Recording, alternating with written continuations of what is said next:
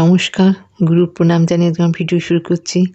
যেই বিশেষ টপিকের ওপর আজকে আমি কথা বলবো সেটা হলো বুধ সঞ্চার করছে মীন রাশিতে, এবং এই মীন রাশিতেই অক্টোবর থেকে এখানে কিন্তু রাহু অবস্থান করে রয়েছে।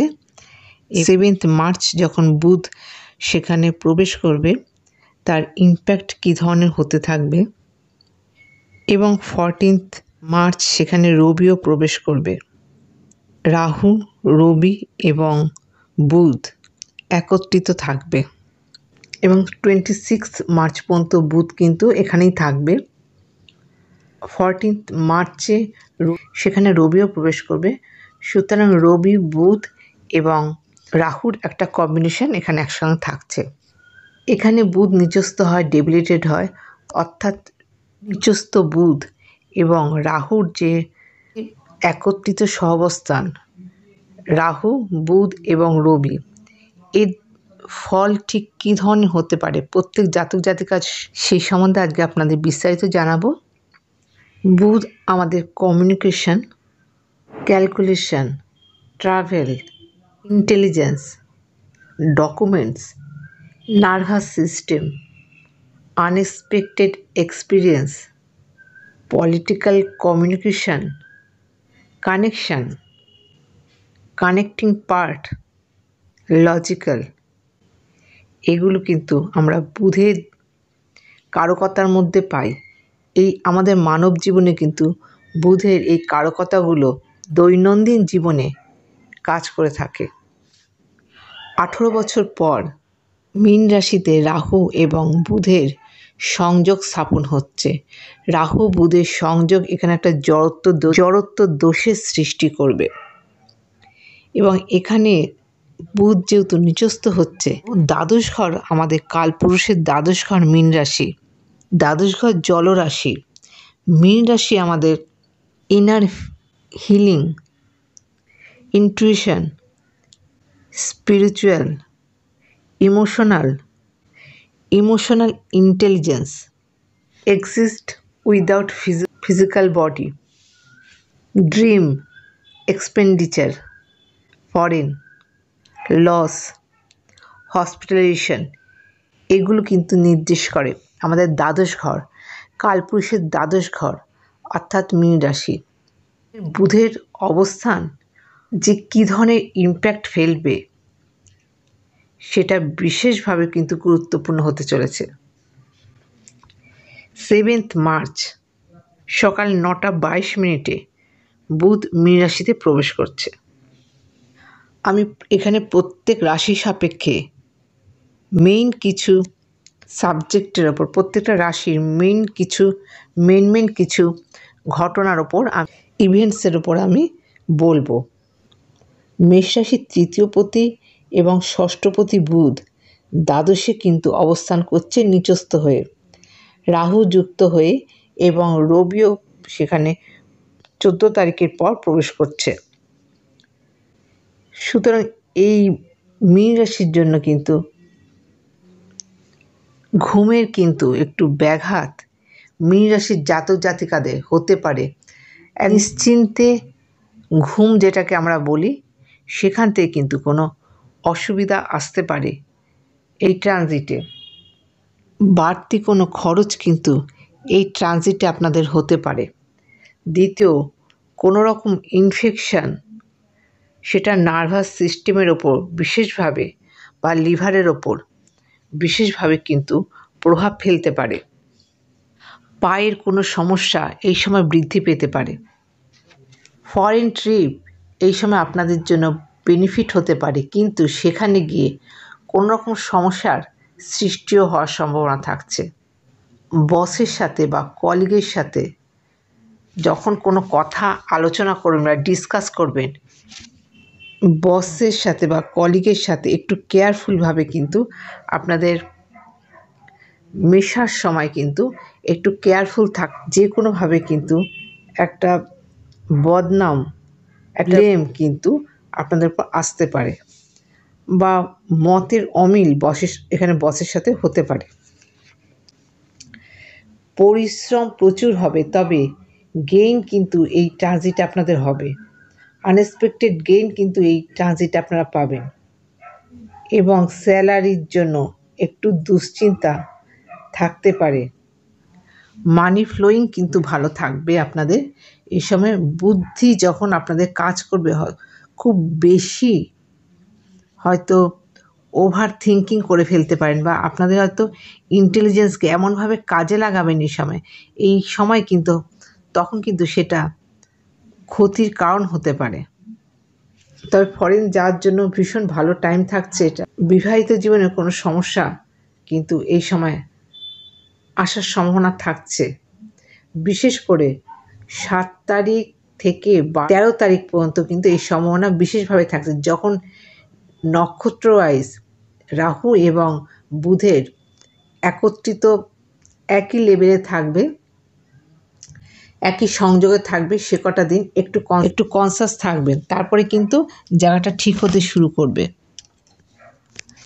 তবে একটা পজিটিভ দিক অবশ্যই বলবো, রবি যখন থাকছে বুধকে নিয়ে, সেখান থেকে কিন্তু আপনার ইন্টেলিজেন্সের কিন্তু রিকগনাইজ আপনারা পাবেন, ট্যালেন্টের যোগ্য মর্যাদা পাবেন। এবং আগেই বলেছি যে অর্থের জায়গা এই ট্রানজিটটা কিন্তু ভালো থাকছে। এবং জব অফার, বিশেষ করে দূরে, জন্মস্থান থেকে দূরে জব অফার এই সময় আপনারা পাবেন। দূর ভ্রমণ বা বিদেশ যাত্রার জন্য এই সময় শুভ থাকছে।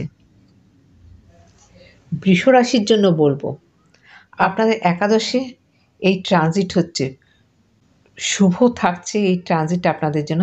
তবে কয়েকটা জায়গা একটু অ্যালার্ট থাকবেন। আপনার এই সময় যে কোনো ধরনের মনের আশা এখানে পূর্ণ হবে। আপনাদের উপচয় স্থানে এই ট্রানজিট হতে পারে, আনএক্সপেক্টেড গেইন আপনাদের এই সময় হতে পারে। এবং আনএক্সপেক্টেড ঘটনা কিন্তু এই সময় আপনারা ঘটনার সম্মুখীন হতে পারেন। যে জিনিস আপনারা আগে কল্পনা করেননি বা ভাবেননি, সেই ঘটনা কিন্তু ঘটতে পারে। বড় ভাই বোনের সাথে বা ফ্রেন্ড সার্কেলের সাথে ভুল বোঝাবুঝিও কিন্তু এই ট্রানজিটে হতে পারে, সেদিকে অ্যালার্ট থাকবেন। তবে ফ্রেন্ড সার্কেল বৃদ্ধি পাবে এবং আপনাদের নেটওয়ার্ক সার্কেলও কিন্তু এই সময় ইনক্রিজ করবে। অর্থের জায়গা এ সময় ভালো থাকছে। আসছি মিথুন রাশিদের, আপনাদের লগ্নপতি এবং চতুর্থপতি কালপুরুষের দ্বাদশে, দশমে কর্মময় থাকবে আপনাদের এই ট্রানজিট। কর্মব্যস্ত থাকবেন, তবে পলিটিক্যাল কোনো ইভেন্টস এই সময় কিন্তু আপনাদের জন্য আসতে পারে। যারা পলিটিক্যাল লেভেলে রয়েছেন তাদের জন্য অনেক ঘটনা, আনএক্সপেক্টেড ঘটনা কিন্তু এই সময় ঘটতে পারে। শুধু তাই নয়, সংসার জীবনেও কিছু পলিটিক্স কিন্তু আপনাদের এই সময় করতে হতে পারে। চালাকি বা চাতুর্যের দ্বারা এই সময় কিন্তু আপনারা কাজ হাসিল করবেন। মুখের কথা বা বাণীকে এই সময় আপনারা এমনভাবে ব্যবহার করবেন যে সেখান থেকে কিছু বেনিফিট আপনারা কিন্তু এই সময় পাবেন। আসছি কর্কট রাশিতে, দ্বাদশপতি এবং তৃতীয়পতি থাকছে নবমে।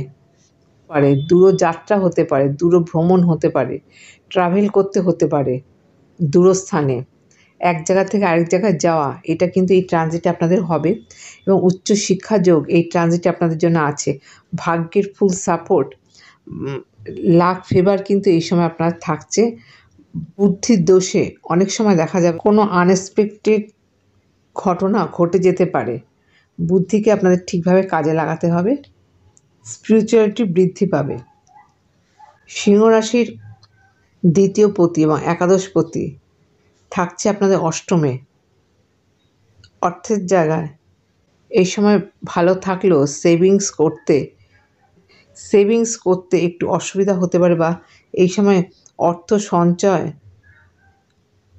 সঞ্চয়ের থেকে অর্থ খরচ কিন্তু বেশি হওয়ার সম্ভাবনা থাকছে। পারিবারিক কোনো সমস্যা এই সময় আপনারা বিব্রত হতে পারেন।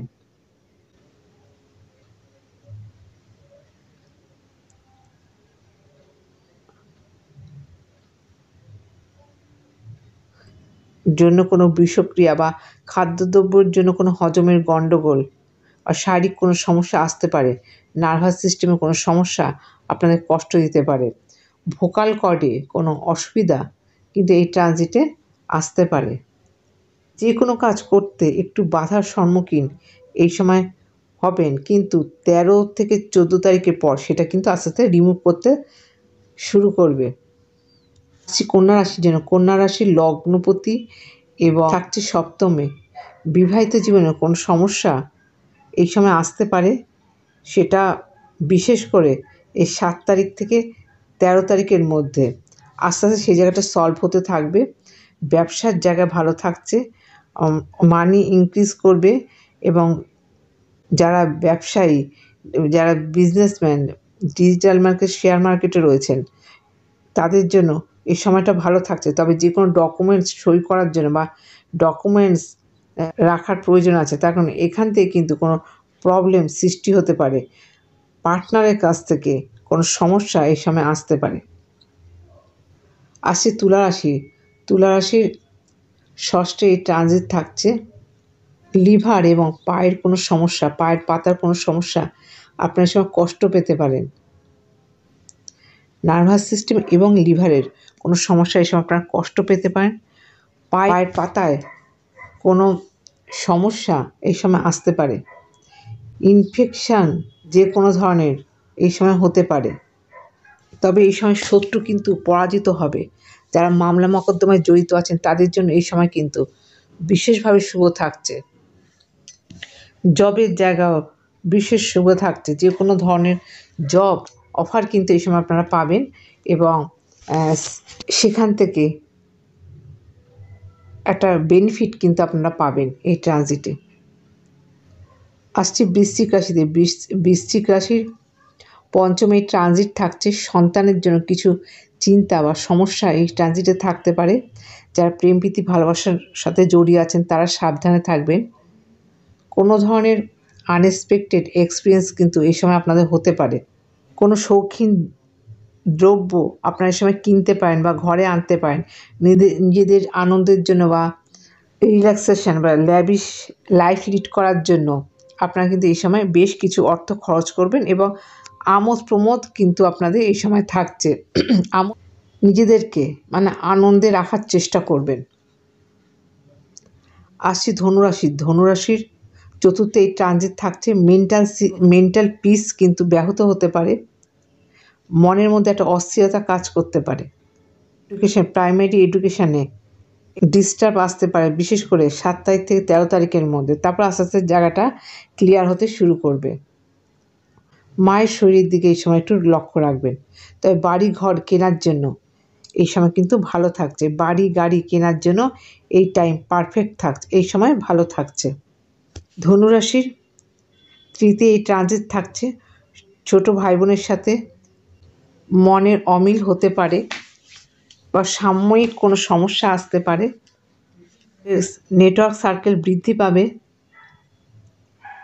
কোনো ধরনের ডকুমেন্টস এই সময় সাবধানে রাখবেন। কমিউনিকেশান এই সময় আপনাদের জন্য ভালো থাকবে। নানা ধরনের সুযোগ অফার কিন্তু এই সময় আপনারা পাবেন। আসছি মকর রাশি। মকর রাশির তৃতীয় এই ট্রানজিট হচ্ছে। মেন্টাল পিস এই সময় কিন্তু আপনাদের ব্যাহত হতে পারে। তবে বাড়ি গাড়ি কেনার জন্য এই সময় অতীব শুভ দেখা যাচ্ছে। আসি মকর রাশিতে। ছোট ভাই বোনের সাথে মতের অমিল হতে পারে বা কোনো ধরনের মানসিক সমস্যা, ছোট ভাই বোনের সাথে কোনো ধরনের মতভেদ আসতে পারে। ছোটোখাটো ভ্রমণ এই ট্রানজিটে আপনাদের হবে। কোনো ধরনের ডকুমেন্টস এই সময় সাবধানে রাখার চেষ্টা করবেন। নেটওয়ার্ক সার্কেল বৃদ্ধি পাবে। আসছি কুম্ভ রাশিতে। কুম্ভ রাশির দ্বিতীয় এই ট্রানজিট হচ্ছে। কথাবার্তার মধ্যে শালীনতা আনার চেষ্টা করবেন। কোন কথা বলছেন সেই দিকে একটু লক্ষ্য রেখে কথা বলবেন। ফ্যামিলিতে কোনো ডিস্টার্ব এই সময় থাকতে পারে, বিশেষ করে 7 তারিখ থেকে 13 তারিখের মধ্যে আস্তে আস্তে জায়গাটা সলভ হতে শুরু করবে। অর্থের জায়গা ভালো থাকলেও বেশ কিছু অপচয় কিন্তু এই ট্রানজিটে দেখা যাচ্ছে। খাদ্যদ্রব্য গ্রহণের আগে একটু চিন্তা করে গ্রহণ করবেন, তার কারণ সেখান থেকে কোনো ইনফেকশান বা শারীরিক সমস্যা আসতে পারে। আসছি মীন রাশিতে। মীন রাশিতে এই ট্রানজিট হচ্ছে। মীন রাশিতে রবি, বুধ এবং নিচস্থ বুধ এবং রাহু থাকাতে এক অস্থিরতা মীন রাশির পিস কিন্তু এই সময় আপনাদের ব্যাহত হতে পারে। শারীরিক সমস্যা বা ইনফেকশান এই সময় কিন্তু আপনাদের আসতে পারে। বেশ কিছু অর্থ বেরিয়ে যাওয়ার সম্ভাবনা থাকছে। তবে এই সময় অর্থের আগমনও ভালো থাকছে। মানি ফ্লোয়িং কিন্তু ভালো থাকবে এই ট্রানজিটে। আশা করছি প্রয়োজনীয় তথ্য আপনাদের জানাতে পারলাম। আজকের মতো এখানে শেষ করছি। নমস্কার।